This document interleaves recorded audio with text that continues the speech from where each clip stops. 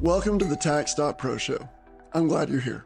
I'm Josh, the CEO of Knapp Business Solutions, an EA with over 20 years of experience in tax. I'd like to take a few minutes to talk to you about paying taxes like the rich. This is something I hear all the time. Where are the tax write-offs that allow me to get a jet or yacht credit? Or maybe it's not that extreme. Maybe it sounds more like this. I pay way too much in income tax. The rich don't pay any income tax. How much do I need to make in order for you to help me get my taxes back down to zero? Or maybe it sounds like this. Can I write off my investments like the rich so I won't pay so much in income tax? This is so prominent. I see screenshots of questions like this in accounting forums all the time. It is crazy. So today I'm going to look at the facts.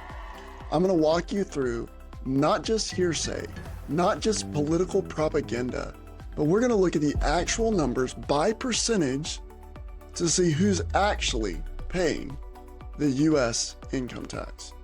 You might be surprised by the numbers. Honestly, I hope you are. So let's get into the data. If it's true that the rich don't pay any taxes, then we should start by looking at the bottom half of the U.S. taxpayers and see what percentage of income tax they pay. The bottom 50% of the U.S. taxpayers, these are people that make $50,000 or less, pay a whopping 3% of all U.S. income tax. That's right, 3% of all U.S. income tax. Well, from that fact, we can extrapolate that, so that would be people that make $50,000 or more a year pay 97% of all U.S. income tax. But looking at those numbers alone, you could still easily say that the top don't pay tax. We're gonna have to dig a little bit deeper to see if we can answer this question. So let's look at the top 25% of income earners in the U.S. These guys make essentially $100,000 and above. And that top 25% of income earners, on average, pay 18%. That's their tax bracket. Those guys pay 87% of all U.S. income taxes. The top 25 pay 87% of all U.S. income taxes. Well, let's shrink it back a little more. Let's look at the top 10% of income earners. These guys make $178,000 or above, and their average tax rate is 21%. The top 10% pay 72% of all U.S. income taxes. And let's take it one step further. Listen to this. The top 5% of income earners, these people make $262,000 or up, pay 61% of all U.S. taxes. The top 5% pay over half of all U.S. taxes. And if we want to go further, let's look at the top 1%. These are truly the top income earners in the U.S. These guys they have income of $663,000 or more a year to be in that top 1%. And they pay a little over 40% of all U.S. income taxes. I've said for years, U.S. income tax is for the wealthy, not the poor. We don't tax on a fair system. We tax based on higher incomes. So now that we know all this, how do we summarize this data? Well, one thing is very true. The idea that the wealthy don't pay tax is bogus. Matter of fact, the fact is, they pay the most tax. It's my personal goal to pay more income tax. And why? Because that means I've helped more people and they've rewarded me with certificates of appreciation with presidents' faces on them.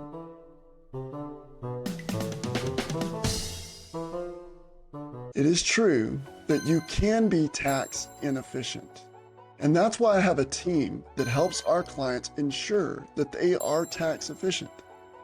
I see it all the time when we gain new clients We look at this whenever we do quarterly tax planning for our current clients and when we review their final return at the end of the year. If they aren't tax efficient, then we advise them to make proper adjustments so that they are efficient. Now, keep in mind, I can't make our clients follow my recommendations. As a matter of fact, that's not my job. My job is to advise and to guide them to make the best of their situations. If you would like help becoming more tax efficient, you can reach out to my team by calling 806-372-9016 or comment below. Thanks for taking the time for watching this video. Welcome back. I'm going to take a question from Monica in Kansas. So let's see what Monica says. I have an $8,000 balance with the IRS. Considering my options, can I pay it with a credit card, or are there other methods available? Understanding payment methods is crucial for managing finances effectively. Exploring all available options ensures informed decisions. So Monica, I'm super glad that you reached out, and the simple answer is yes, you absolutely can use a credit card to pay your back taxes. Now that I've answered that very, very quickly, I'm going to give you a couple of thoughts, all right? So first off, a lot of people will go into an installment agreement with the IRS. Although this is an option, it is not a very good option. The IRS is a terrible bank. They don't do a good job of updating you on what your balance is. They don't give you early payoff information. They are bad at loaning money. You should not borrow from them. It is a really bad plan. Instead, it is smarter if the only way you have available to pay your tax is with a credit card. That's definitely a better move. If you go to irs.gov, you can literally pull it up, irs.gov/payments, and then when you're on the payments tab, it gives you a list of ways you can pay. So on that, you've got direct pay like with a bank account, you have direct pay with a credit card or debit card, and then you can also log into your account and make a payment that way. The IRS does charge if you pay with a credit card. They charge a processing fee or a processing amount. Still, if that's the only way you can pay it, I still say that's better than getting into an installment agreement. I'm gonna give you one other little secret tip that you could potentially do. If you file your return or you have a balance with the IRS, instead of going into an installment agreement, which costs additional fees and is a pain, you could, in the next 2 or 3 months, when I have the money to pay it, when you get the notice of tax due, send a payment on that. They're going to send you another notice of tax due. Send a payment on that, and they'll send you another one. As long as this doesn't drag on for, say, 5 months, you have the ability to go ahead and pay that balance, and that's going to be better than, in my opinion, better than getting into an installment agreement. Now, if it's a big balance, then obviously you're going to have to do something quicker. You don't have as long.